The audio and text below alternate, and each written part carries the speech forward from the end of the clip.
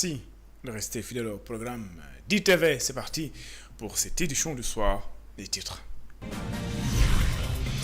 Santé, dans cette édition, c'est pour parler bien sûr de la santé catholique. Retenez que l'amélioration de la gouvernance et de la qualité de soins au cœur des préoccupations des structures de santé catholique au Sénégal. L'Association nationale des établissements et structures de santé catholique a d'ailleurs tenu une assemblée générale. C'est pour échanger sur les enjeux de la santé, notamment au Sénégal. Dans cette édition également, la plateforme des femmes Ndeyi Askan Wi s'interroge sur la pertinence de la mise sur pied de la Fondation Sénégal solidaire des Premières Dames pour ses membres. Les missions assignées à cette structure pouvaient être confiées au ministère de la Famille et des Solidarités. Elle ne juge pas pertinent la mise sur pied de la dite fondation. Et puis, retenez également cas Dakar, dans le cadre donc de la célébration du Dakar de Medina Gounass. L'armée est au front à travers le concept armée-nation. L'armée sénégalaise amène des actions civilo-militaires au Dakar de Medina Gounass. C'est pour accompagner les pèlerins à travers d'ailleurs une boulangerie mobile capable de produire 10 000 pains par jour. Voilà pour les titres. Le développement, c'est dans une poignée de secondes.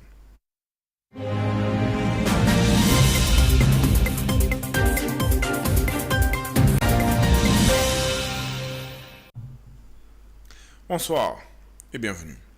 L'amélioration de la gouvernance et de la qualité de soins au cœur des préoccupations des structures de santé catholiques au Sénégal.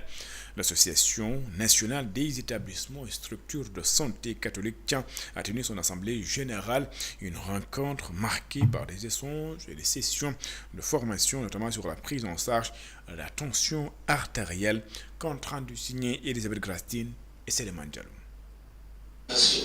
Cette assemblée générale annuelle de l'Association nationale des établissements et structures de santé catholique constitue un moment important dans la vie de l'organisation. Ce moment est très important car il nous permet de faire le point sur la vie de l'association. Alors de valider certains actes et de prendre des décisions clés pour la vie de l'association. Voilà, c'est son importance. C'est pour cela que cette assemblée réunit presque la quasi-totalité des membres de l'association. C'est un moment de réflexion. Et cette année, notre réflexion porte principalement sur les défis. Lors de ces échanges, un accent particulier a été mis sur la prise en charge de la tension artérielle. Diminuer la consommation de sel et de sucre. Pratiquer régulièrement une activité physique, éviter la sédentarité. En effet, l'inactivité favorise l'hypertension artérielle et d'autres complications. Par ailleurs, pour nous les soignants, le docteur Bambandiaï recommande de prendre au moins 2 mesures de la tension artérielle chez chaque patient. Selon la présidente de l'association, de nombreux constats ont été faits, mais leur conviction reste la même, rester au service de la vie. Les défis sont là et sont énormes. Ils sont parfois difficiles, lourds à porter et les causes sont variées. Manque de moyens, accès difficile aux soins, besoin en médicaments, besoin en formation, besoin d'un accompagnement plus soutenu. Mais au cœur même de ces réalités, une conviction nous habite profondément. La vie ne cesse jamais de se frayer un chemin. Au sortir des 2 jours d'échange et de formation, des mesures seront prises pour améliorer la gouvernance des postes de santé catholiques, notamment en matière de transparence et de gestion des ressources. Et puis, retenez que depuis mercredi, les blouses blanches, notamment la Fédération des syndicats de la santé, sont à grève. Une grève de 72 heures renouvelable. C'est pour dénoncer le non-respect des engagements de l'État. Chersek et compagnie estiment que 2 ans après les accords qui ont été signés avec le gouvernement, rien n'a été matérialisé. Il dénonce d'ailleurs le mutisme des autorités. Selon lui, leurs multiples demandes sont restées vaines. Aucune réponse de la part du ministre de la Santé et de l'Action sociale. Cheikh Seck est le coordinateur de la Fédération des syndicats de la santé. Il est ici au micro de Modou Mbacké. 12 heures est une suite logique d'un plan d'action qu'on avait commencé à dérouler. Et contrairement à ce que les autorités, à commencer par le Premier ministre, faisaient croire à la population que c'était des nouvelles revendications ou des revendications émergentes, il n'en était absolument rien du tout. Il s'agit d'accords contenus dans le pacte de stabilité sociale signé le 1er mai de l'année dernière 2025. Dans lequel accord, il y avait des points sur lesquels l'État s'était engagé. Sur le recrutement, ils avaient annoncé recruter 3500 dans la loi rectificative des finances. Ça n'a pas été respecté. Cette année, même les 2500 qu'ils parlent, ça devrait être 3500 parce que le recrutement devrait être étalé sur 5 ans. Ça n'a pas été respecté. Sur le logement, on devrait avoir une généralisation. À l'heure actuelle, les 3 quarts du personnel l'ont reçu. Pourquoi l'autre quart n'a pas encore reçu? C'est parce que la ligne budgétaire qui devrait être alimentée dans la loi des finances a eu une ponction de presque 4 milliards. C'est ce qui fait que ce déficit-là ne permet pas de régler le problème de ces personnels. Mais il ne s'agit pas de revendications nouvelles. L'autre problème reste en rapport avec les carrières. Aussi bien les carrières des infirmiers d'État, des sages-femmes, mais des techniciens supérieurs, des aides sociaux qui devraient être reversés dans le code des assistants sociaux, mais aussi le recrutement du personnel communautaire, mais aussi les plans de carrière des techniciens en laboratoire et prothèses dentaires, des préparateurs en pharmacie, des assistants infirmiers d'État. En plus des conditions dans lesquelles nous travaillons. Parce que nous avons vu que les subventions dans les structures hospitalières sont très faibles. C'est 30 milliards pour l'ensemble à partager à l'ensemble des établissements publics de santé. Il y a des problèmes liés aussi au fonctionnement et aux équipements et autres. Cheikh Seck sera d'ailleurs l'invité bien sûr de la rédaction tout à l'heure après le journal de 20h avec Modou Mbacké. Un autre syndicat de la santé également qui réagit par rapport au mutisme des autorités. Il s'agit de Andou Guessum qui a également fini son 9e plan d'action de 72 heures de grève. Le syndicat compte d'ailleurs remettre ça car selon ses membres, les autorités ne répondent toujours pas à leurs préoccupations, une situation qu'il déplore. Issa Gueye, secrétaire administratif de Andou Guessum, est joint par Aminata Kor. Ça marque vraiment la fin des 3 jours de grève, mais aussi la fin du 9e plan d'action. Et nous pouvons tirer un bilan très satisfaisant parce que plus de 90% de nos camarades ont respecté le mot d'ordre de grève. Et nous allons directement en droite ligne vers le 10e plan d'action. Du moment que tout ce qu'on attendait, on n'a rien vu, le gouvernement n'a pas daigné nous répondre, ni le président de la République. Alors, nous avons été convoqués par le ministre de la Santé et de l'Hygiène publique hier même, mais malheureusement, le ministre est aux abonnés absents par rapport à nos rencontres. Alors, nous ne pouvons pas être reçus par le directeur de cabinet qui ne connaît absolument rien de notre plateforme revendicative. Après rencontre, on ne peut pas dire que tel ou tel autre problème va être réglé. Donc, on ne peut pas dire que après les rencontres, nous serons en mouvement. Mais il n'y a pas de rencontre. Le gouvernement n'a pas convoqué de rencontre. Alors même le Premier ministre avait bel et bien dit qu'il ne peut pas régler nos problèmes. Donc, nous avions envoyer une correspondance au président de la République pour qu'il nous reçoive, pour qu'il règle les problèmes une bonne fois pour toutes, on passe à autre chose. Si ce n'est pas fait, alors nous entrons en droite ligne à notre 10e plan d'action qui sera plus construit, il faut le dire. Nous irons vraiment directement vers le boycott des programmes de santé. Que ce soit le PNT, que ce soit la DSM, que ce soit le PNLP, nous allons vraiment boycotter les programmes de santé.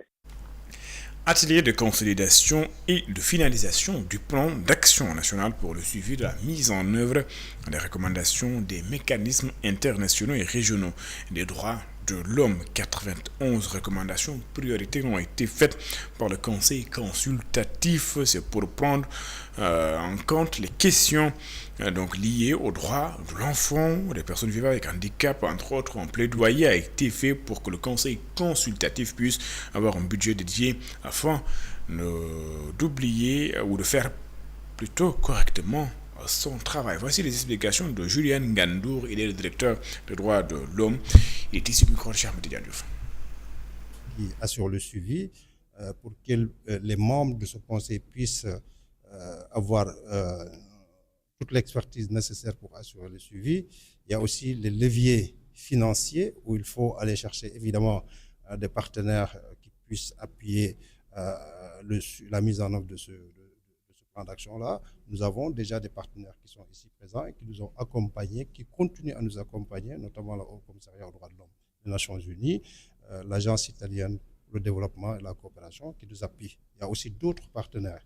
Et de ce point de vue-là, ce que nous, on envisage, il faut déjà procéder à une validation politique, après la validation technique qui a été faite aujourd'hui, pour faire en sorte que le gouvernement puisse être non seulement au courant de ce plan d'action-là, mais se l'approprier et également le porter. À partir de ce moment, nous pourrons maintenant aller vers les partenaires et leur présenter ce plan d'action pour que ces partenaires puissent se l'approprier, le connaître, mais aussi voir dans quel intérêt ils pourront peut-être aider le gouvernement du Sénégal. De ces partenaires qui sont au niveau national, il y a aussi les systèmes des Nations Unies et de l'Union africaine qui peuvent identifier des actions dans lesquelles ils peuvent aider l'État à mettre en place. Nous avons identifié les recommandations prioritaires qui sont arrimées à la vision Sénégal 2050 des politiques publiques et elles sont au nombre de 51 qu'on envisage de mettre en œuvre d'ici à l'horizon 2030.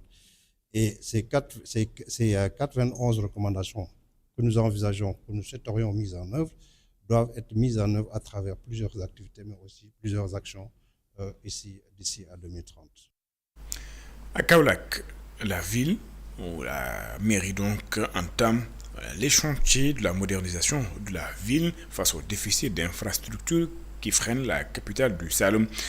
La mairie a décidé de passer à l'offensive avec la réfection de 2 axes secondaires. Plusieurs quartiers sont concernés, dont Touba Ndorong, Léona, Niassène. Les engins sont d'ailleurs à l'œuvre malgré un contexte budgétaire national tendu et difficile. La mairie et ses partenaires ont promovu s'active pour transformer la mobilité urbaine à Kaolack. Serigne Mboup est le maire de Kaolack. Nous l'écoutons ici au micro de Sékou Diallo et d'Astombaye. Route secondaire. Nous avons entrepris la réfection des routes secondaires de Kaolack.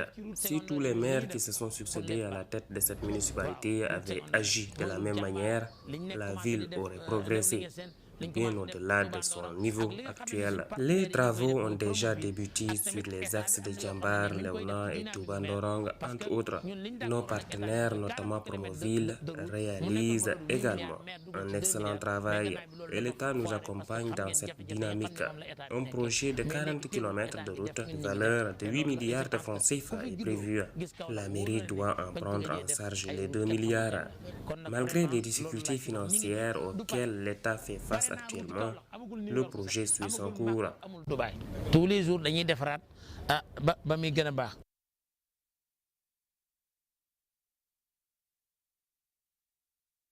Et puis parlons tout à fait d'autres choses. C'est pour bien sûr parler de Dakar, de Madina Gounass.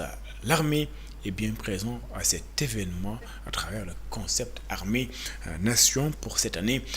Les soldats ont mis sur pied une unité de boulangerie mobile capable de produire 10 000 pains par jour destinés gratuitement aux pèlerins venus assister au Dakar de Madina Gounass. C'est un sujet d'Ousseynou Sow et de Moussa Dia. Les Sénégalais sont aussi présents au Dakar de Médina Gounass. Sur place, elles y mènent des actions civilo-militaires pour accompagner les pèlerins.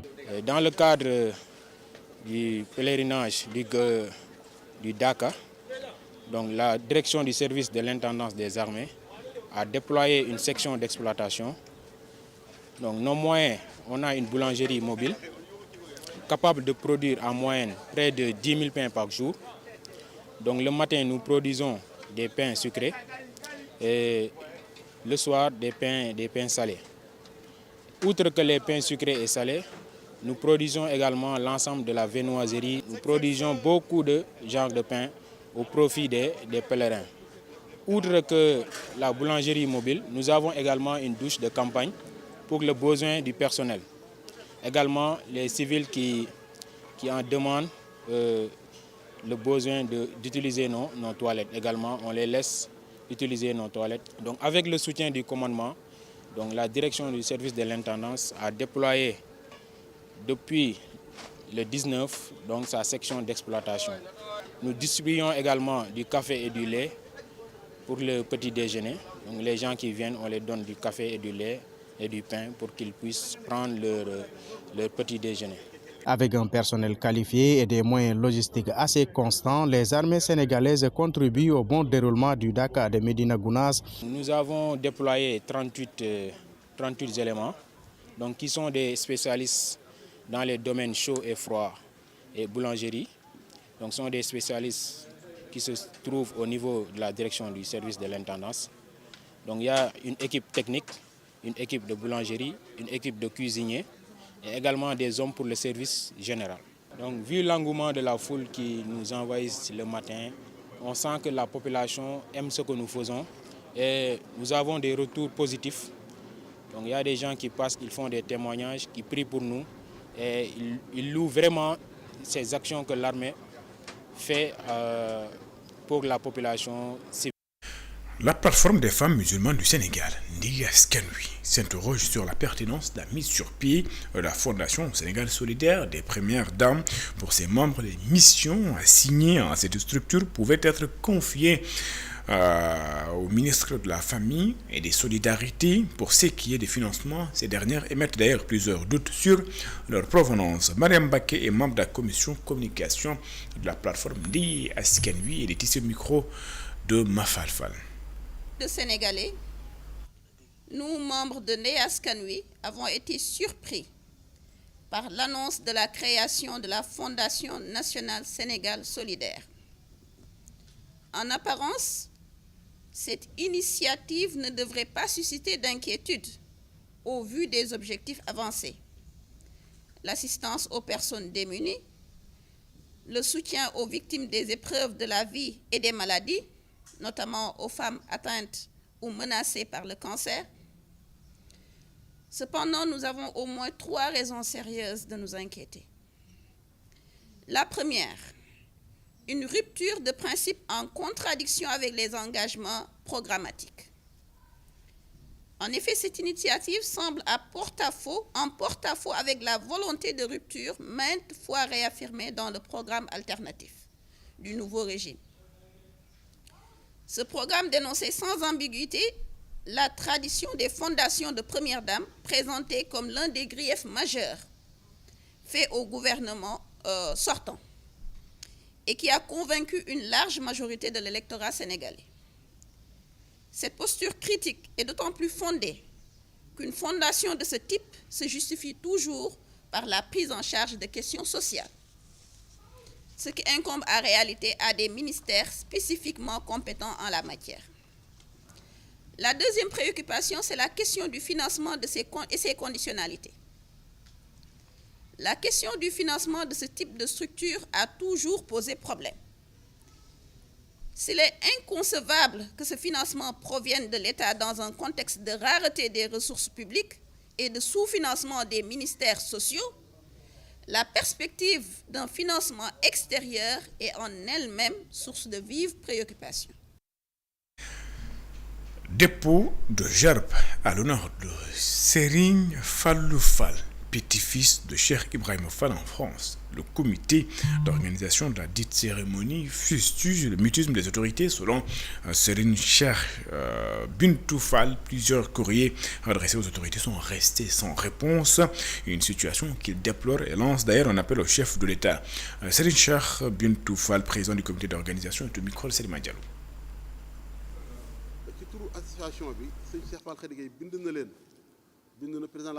mbir mu am solo la boo xam ni moom la ñuy waajal fële ca diwaanu France waaye lu ñu jaaxal mooy bind nañu président de la République ñu bind premier ministre ñu bind ministre des forces armées waaye bépp autorité boo xam ni yaakaar nañ ni bu ñu awee ci yow dañ kon mën a dimbali ngir xew-xew bi nga xam ni moom la ñuy waajal ñu mën ko ñu yombalal mbir mi waaye daal dafa mel ni ab tontu amuñu ci te loolu nag daf ñoo xaw a jaaxal lool ñun daal bind nañu ba ñu defal ñu accusé de réception waaye ba léegi daal amul lenn loo xam daal jóge na ci nguur gi ngir àddu ci li nga xam ne. Nos excuses pour le Wolof qui s'est glissé. Donc, non, l'élément, nous allons sûrement revenir avec l'élément français dans nos prochaines éditions. Le programme d'appui au développement agricole et à l'entrepreneuriat rural a procédé à la distribution de sujets au vent capréen à des bénéficiaires du SPAM élevage du Kédougou, un geste bien apprécié par les bénéficiaires. Je vous propose de suivre les explications de Bachir Kodi. Il est le chef d'antenne du PADER. Il est ici au micro d'Ibrahim Kalouga. Dans le cadre de la poursuite d'une activité que nous avions entamée depuis 2023. Il s'agit d'une activité du PADER liée à la mise en place de sous-projets d'accès au marché dans le volet de l'élevage. Cette activité consiste à d'abord, en tout cas, sélectionner des ménages vulnérables et puis de les appuyer dans la construction de bergeries, mais aussi dans la fourniture de sujets pour la reproduction. Donc nous avons déjà fini la phase de construction des infrastructures d'élevage. Donc il y a actuellement au niveau de la région de Kédougou pratiquement en tout cas pour 12 organisations de producteurs. Chaque organisation dispose de 15 bénéficiaires et chacun des bénéficiaires a en tout cas une bergerie ou une chèvrerie. Ainsi, dans le cadre de la fourniture des sujets, chaque bénéficiaire va avoir un mâle et une femelle, et en fonction du choix qu'ils ont fait, soit c'est des moutons, soit c'est des caprins, donc c'est des ovins ou des caprins. Donc c'est dans ce cadre-là que nous sommes en train de finaliser donc, cette activité de mise en place des sous-projets d'accès au marché. Et donc aujourd'hui, la phase de distribution des sujets, c'est cette phase-là à laquelle nous avons procédé aujourd'hui en présence des autorités administratives et des services de l'État. C'est la fin de cette édition. Merci de l'avoir suivi. Excellente suite de programme sur les antennes d'ITV. Juste après cette édition, vous aurez donc votre émission L'invité de la rédaction avec cette fois-ci Moudouba Kenyan qui reçoit ce soir cher Sec. Il est le coordinateur de la Fédération des syndicats de la santé. Vous l'avez compris, ils vont parler de la santé, notamment la grève de la Fédération des syndicats de la santé et tout ce qui tourne autour donc, des problématiques de la santé, notamment au Sénégal. À tout de suite.